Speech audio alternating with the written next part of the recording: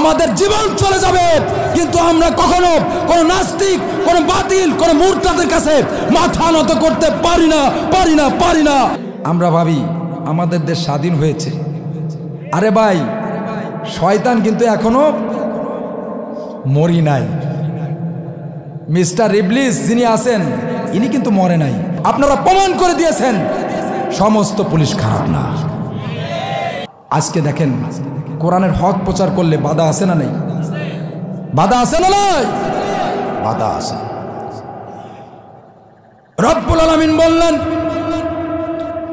وقال الذين كفروا لا تسمعوا لهذا القرآن والغوا فيه لعلكم تغلبون। জোরে বলি আল্লাহু আকবার। সূরা হামিম সেজদা 24 নম্বর পারার 18 নম্বর পৃষ্ঠার 10 নম্বর লাইনের 4 নম্বর করে 26 নম্বর আয়াত। এটা তাফসিরে ইবনে কাসির, তাফসিরে তাফহিমুল কোরআন, তাফসিরে নুরুল কোরআন, তাফসিরে আনোয়ারুল কোরআন, তাফসিরে খাজান, তাফসিরে তাবারি এই আয়াতের ব্যাপারে প্রত্যেকটা মুফাসসিরগণ একমত পোষণ করেছেন।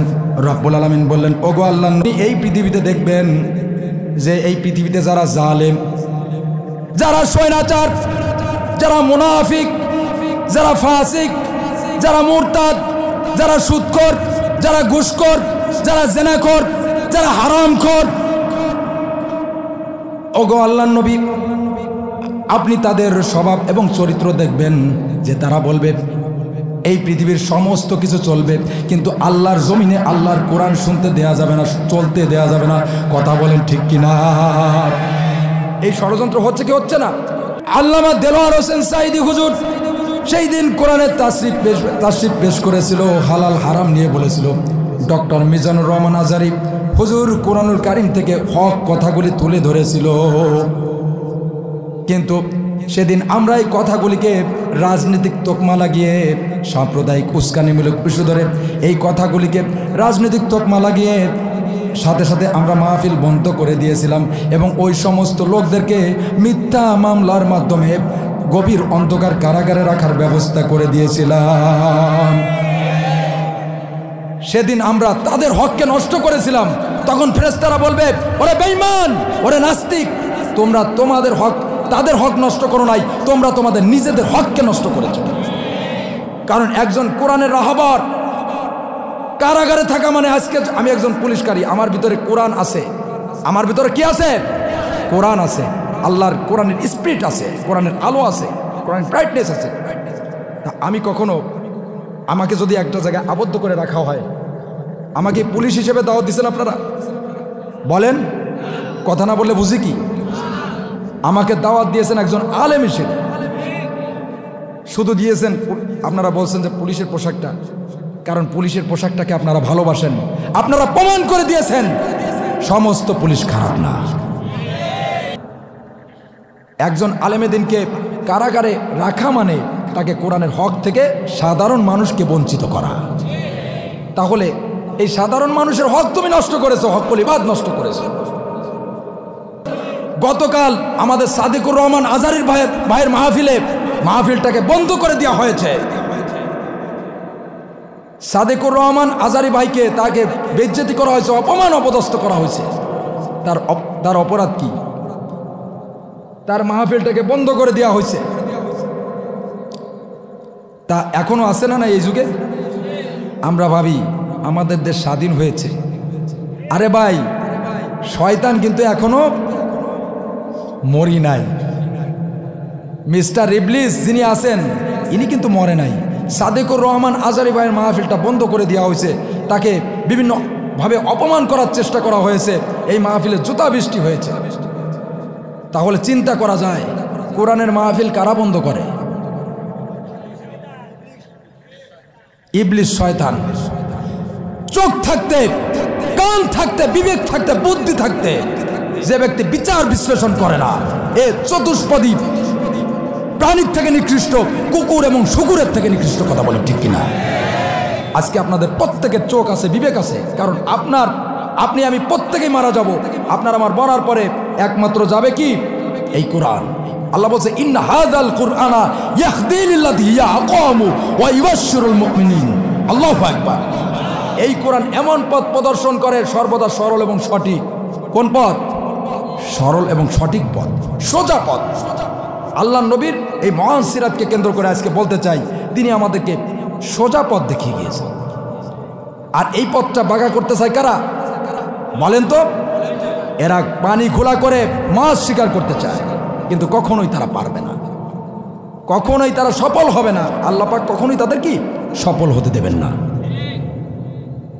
আমার বন্ধুগণ, এইখানে আজকে কোরআনের মাহফিলগুলো বন্ধ করা হচ্ছে।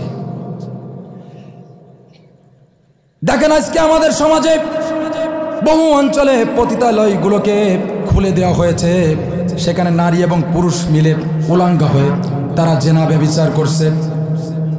বিভিন্ন অঞ্চলে সানি লিওনকে, নোরা ফাতেহির মতো পর্ন সুপারস্টারকে বিশেষ করে কোটি কোটি লক্ষ লক্ষ কোটি কোটি টাকা খরচ করে দাওয়াত করে নিয়ে আসা হচ্ছে, সেখানে কোনো বাধা নাই।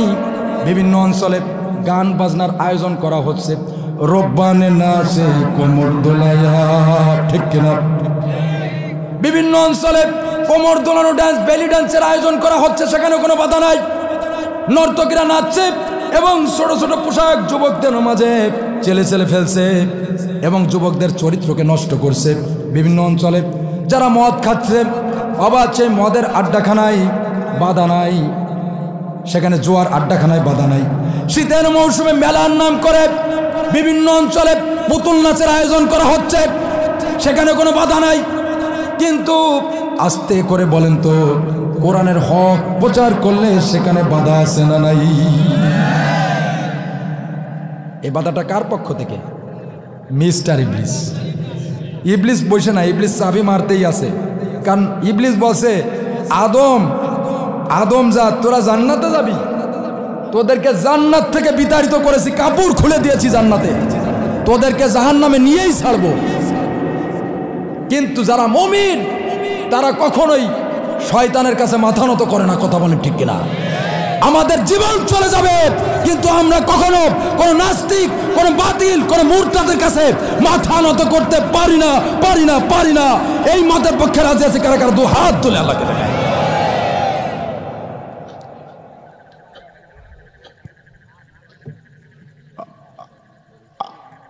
আমার বন্ধুগণ, আজকে আল্লাহ পাক রব্বুল আলামিন বললেন, আবু জাহেল একটা আইন পাশ করেছিল, লা তাসমাউ লিহাদাল কুরআনি, যেই জমিনে সমস্ত কিছু চলবে, কিন্তু জেনা চলবে, ব্যভিচার চলবে, সুদ চলবে, ঘুষ চলবে, সমস্ত হারাম জিনিস চলবে, কিন্তু আল্লাহর জমিনে আল্লাহর কোরআন চলতে দেয়া যাবে না।